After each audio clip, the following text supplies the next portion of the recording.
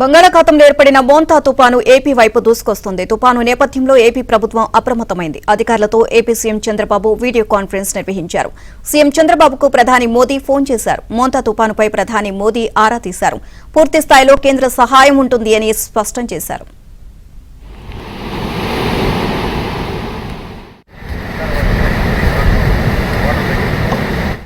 మోంతా తుపానుకు సంబంధించి మరిన్ని అప్డేట్స్ మా కరెస్పాండెంట్ శ్రీనివాస్ నాడి తెలుసుకుందాం. శ్రీనివాస్, విజయనగరంలో సిచ్యువేషన్ ఏ విధంగా ఉంది? మోంతా తుపాన్ ఎఫెక్ట్ ఎలా ఉంది?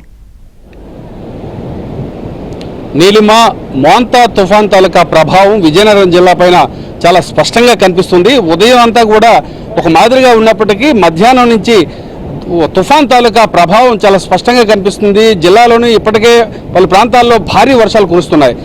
ఈ నేపథ్యంలో మనం ఇప్పుడు విజయనగరం జిల్లాలోని భోగాపురం మండలంలోని ముక్కాం సాగర్ తీరంలో ఉన్నాం. మనం సాగరం అంతా కూడా కెరటాల ఉధృతి చాలా తీవ్రంగా ఉంది. సహజంగా ఈ యొక్క ముక్కాం గ్రామానికి చాలా దూరంలో ఉంటుంది ఈ సముద్ర తీరం అంతా కూడా. అయితే ఇప్పుడు సముద్రం ఒక 10 మీటర్లు ముందుకి చొచ్చుకొని వచ్చింది. కెరటాలు ఉవ్వెత్తున ఎగసిపడుతూ అలలన్నీ కూడా తీరాన్ని తాగేటటువంటి క్రమంలో కూడా ఇక్కడ సాగర్ తీరం అంతా కూడా చాలా భయానకమైనటువంటి పరిస్థితి నెలకొంది. మత్స్యకారులు ఎవరూ కూడా చేపల వేటకు వెళ్లకుండా జిల్లా కలెక్టర్, జిల్లా ఎస్పీ మొత్తం మత్స్యకారులందరినీ కూడా ఒడ్డుకు తీసుకురావడం జరిగింది.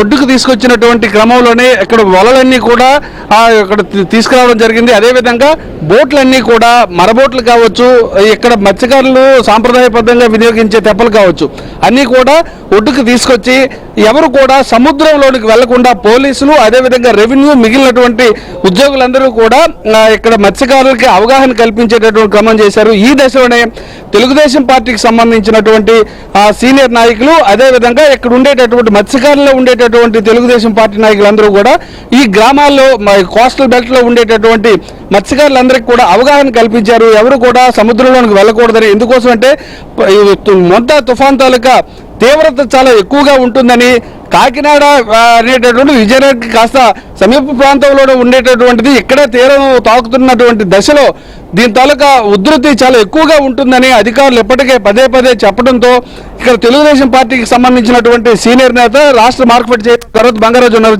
చెప్పండి, మత్స్యకారులకు మీరు ఏ విధమైనటువంటి అవగాహన కల్పించారు? మత్స్యకారులందరూ కూడా మొదటి నుంచి తుఫాను వచ్చేటప్పటికి ఏ పూటకి ఆ పూట బతికే వాళ్ళు కాబట్టి ఆ పూట పనిచేస్తేనే వారికి ఆహారం దొరుకుతుంది, లేకపోతే ఫుడ్ ఉండదు. అయినా సరే ఎప్పుడు కూడా ఈ వర్షాలు తుఫాన్లు వచ్చినప్పుడల్లా కూడా మూలుగుతున్న నక్క మీద పిడుగుపడినట్టు ఎప్పుడు కూడా వీళ్ళకే ఇబ్బందులన్నీ వస్తున్నాయి. అయినా తప్పదు కాబట్టి ఏదో పిల్లలు ఉన్నారు, వెళ్ళకపోతే ఏమైపోతామన్న ఆశతో వీళ్ళు ఒక్కొక్కసారి అదేం చేస్తుందిలే అని వెళ్ళడం జరుగుతుంది. కాబట్టి అధికార యంత్రాంగం కానీ రాజకీయ నాయకులు కానీ అందరమీ వచ్చి వారికి అయ్యా తుఫాను మోంతా తుఫాను ముంచుకొస్తుంది, ఆంధ్ర వైపే తుఫాన్గా మారి బీభత్సం సృష్టించే పరిస్థితిలో ఉంది కాబట్టి మీరెవరూ కూడా సముద్రంలోకి వెళ్ళవద్దు, మీరు సముద్రంలోకి వెళ్తే నష్టపోతారు, ప్రాణ నష్టం జరుగుతుంది అని చెప్పి వీళ్ళందరికీ అవగాహన కల్పించడం జరిగింది.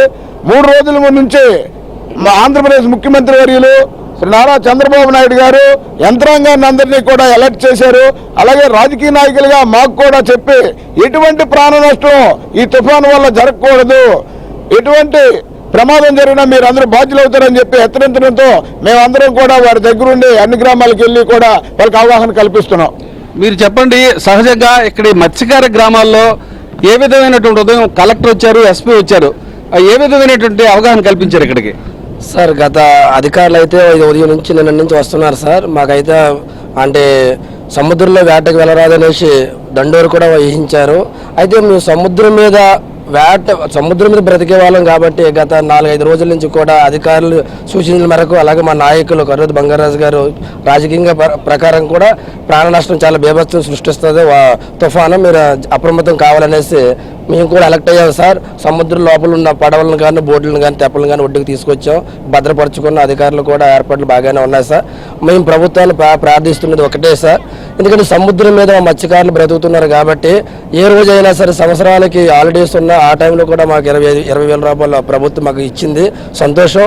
అయితే ఇలాంటి వేట మానివేసేటప్పుడు మేము దీని మీద బ్రతుకుతున్నాం కాబట్టి ఒక్కొక్క కుటుంబానికి ఒక 20 కేజీలు రైస్, నిత్యావసర సరుకులు ఇలాంటప్పుడు ఆదుకుంటే ఇంకా మా ఈ ప్రభుత్వం ఇంకా మాకు మేలు చేకూర్చే విధంగా ఉంటుందని మేము ప్రభుత్వం. మీరు చెప్పండి, మీరు ఒక రాజకీయ నాయకుడే కాకుండా మీరు పెద్ద రైతు కూడా ఈ జిల్లాలోనే.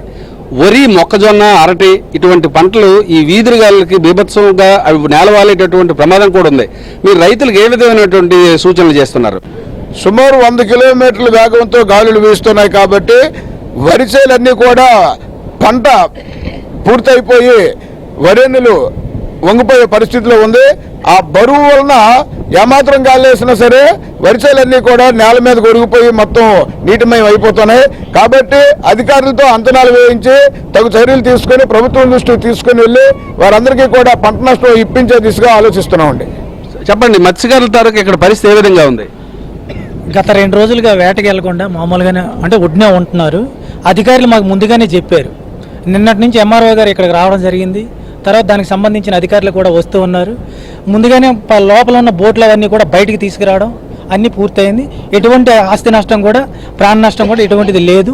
అందరూ ముందు జాగ్రత్త పడ్డారు. ఈ 2 రోజులుగా మామూలు వేటలకు వెళ్లకుండా మామూలు ఇంటి దగ్గర ఉన్నందుకు గాను మరొక 2-3 రోజులు అయితేనే కానీ తుఫాను పూర్తవుదని అంటున్నారు. ఈ 5 రోజులు మనం నీలిమ ఇక్కడ చూస్తున్నాం. ఇక్కడ ఉండేటటువంటి మత్స్యకారులకు కావచ్చు, రైతులకు కావచ్చు, తెలుగుదేశం పార్టీకి సంబంధించిన వాళ్ళు, జనసేనకు సంబంధించినటువంటి నాయకులందరూ పూర్తి స్థాయిలో అవగాహన కల్పించడం జరిగింది. ఒకవైపు జిల్లా కలెక్టర్, జిల్లా ఎస్పీ నిరంతరం కూడా కలెక్టరేట్లో ఏర్పాటు చేసినటువంటి కంట్రోల్ రూమ్ ద్వారా ఏ మండలంలో, ఏ గ్రామంలో ఏ రకంగా ఉంది పరిస్థితి, ఒకవేళ జరగరాని విపత్తు ఏమైనా జరిగితే ఏ విధంగా దాన్ని ఎదుర్కోవాలనేటటువంటి అంశం పైన అధికారులు పూర్తి స్థాయిలో సమాయత్తం కావడం జరిగింది. మరోవైపు ఇక్కడ తెలుగుదేశం, జనసేనకు సంబంధించినటువంటి నాయకులు కూడా పూర్తి స్థాయిలో ఈ మత్స్యకార గ్రామాల్లో కావచ్చు, మిగిలినటువంటి మైదాన ప్రాంతంలోని, అదేవిధంగా మన్యసీమలో కూడా పూర్తి స్థాయిలో తాము సిద్ధంగా ఉన్నాము, ఏ విధమైనటువంటి ఆపద వచ్చినా సరే సిద్ధంగా ఎదుర్కోవడానికి సిద్ధంగా ఉన్నామని వాళ్ళు చాలా స్పష్టంగా చెప్పడం జరుగుతుంది. తొలుత ప్రాణ నష్టం జరగకుండా కాపాడడమే తమ ధ్యేయంగా ఇక్కడ ఉండేటటువంటి అధికార, రాజకీయ పార్టీకి సంబంధించిన నాయకులు, శ్రేణులన్నీ కూడా సమాయత్తంగా ఉన్నారు. నీలిమ. Right, thank you.